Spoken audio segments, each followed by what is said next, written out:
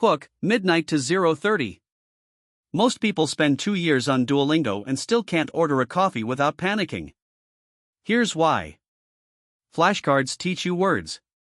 They don't teach you how to actually use them when your brain is under pressure, when someone's waiting for your answer, when the conversation is moving, when you're flustered.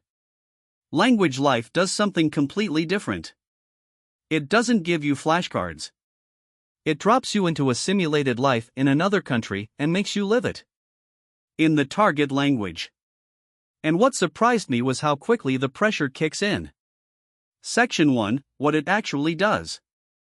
Language Life is a web app that simulates daily life scenarios in the language you're learning. You don't pick vocabulary decks. You pick a scenario. Maybe it's your first day at a job in Tokyo. Maybe you're arguing with your landlord in Lisbon. Maybe you're navigating a pharmacy in Paris where the pharmacist doesn't speak English. The AI plays every character you interact with. Your boss. Your neighbor. The cashier who's clearly annoyed at you. And here's the thing, the AI doesn't go easy on you. It responds the way a real person would. If you use the wrong verb tense, it might correct you in character. If you say something weird, it reacts with confusion. The feedback loop is embedded in the conversation itself. You also get contextual vocabulary hints. Not a dictionary pop-up that breaks the flow, more like a subtle nudge when you're stuck. You can ask for help, or you can push through. The scenarios escalate in complexity. You start with ordering food.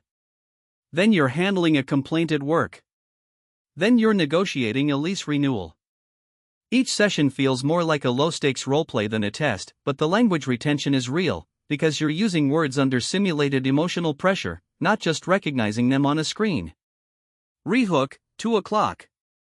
But here's what actually got my attention. Research on language acquisition consistently shows that contextual, emotionally loaded practice beats repetition-based memorization. Language Life is basically trying to engineer that artificially. The question is, does it actually hold up when you stress test it? Section 2, what it does not do. Let's be honest about the limits. First, there's no voice. Everything is text-based. That means you're not training your ear, you're not practicing pronunciation, and the simulation loses some realism because real conversations are spoken, not typed. If your main struggle is understanding fast native speech, this won't fix that. Second, the scenarios, while varied, follow a structure. After a few sessions, you start to recognize the rhythm of the AI's responses. It doesn't truly improvise the way a human conversation partner would. There's a ceiling on unpredictability. Third, it doesn't track progress in a structured way yet. There's no spaced repetition for vocabulary you've seen, no skill tree, no evidence-based curriculum underneath. It's immersive, but it's not a replacement for a structured course if you're at absolute zero in a language. Fourth, the emotional weight is simulated, not real. You know it's AI. That matters. Real language anxiety comes from real stakes. The app reduces the stakes, which is great for beginners, but advanced learners might hit a ceiling where it stops being challenging. And fifth, language support varies.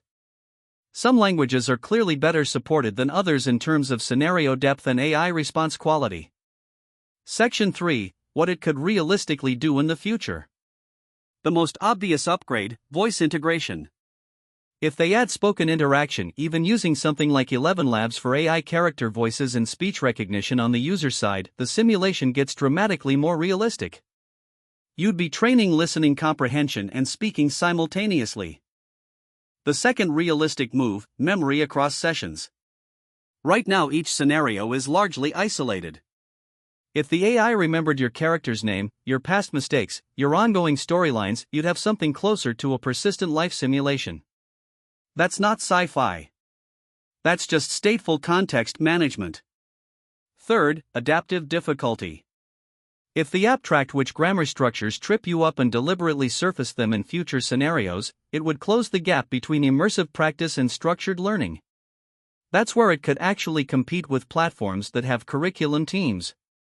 And fourth, multiplayer or human-in-the-loop scenarios, where real users play characters against each other. That would reintroduce real stakes into the simulation, which is the one thing AI can't fully manufacture. Section 4: Why it exists. Language learning is broken in a specific way that most apps don't acknowledge. Duolingo optimizes for daily streaks. Pimsleur optimizes for audio drills. Textbooks optimize for grammar rules. All of them are training components of language, but none of them simulate the thing language is actually for: communicating under pressure, in context, with something at stake. Language life exists because someone looked at that gap and asked, what if we just skipped to the part where you're living it? It's not trying to replace structured learning. It's trying to be the simulation layer that structured learning has always been missing. The flight simulator between the textbook and the real conversation. Is it perfect? No. The voice gap is real. The lack of adaptive tracking is a real limitation. But the core mechanic, learn by living, not by drilling, is the right instinct. If you're somewhere between beginner and intermediate, and you're stuck because nothing feels real enough to motivate you, this is worth trying. Next episode, we're looking at an AI tool that reads academic papers and builds custom study plans around them. Same instinct, learning that adapts to you. But completely different approach. Subscribe so you don't miss it.